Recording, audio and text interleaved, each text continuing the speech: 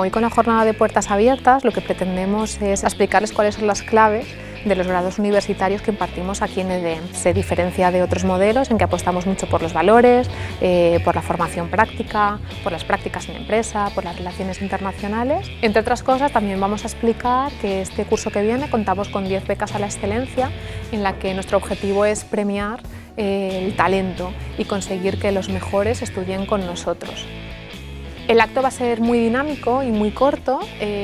una primera parte en la que estaremos aquí en el salón de actos y posteriormente realizaremos una visita por las instalaciones en la que les acompañaremos para que puedan ver las aulas y finalmente terminaremos con un pequeño cóctel refresco en el que podremos atender todas las dudas de manera personalizada.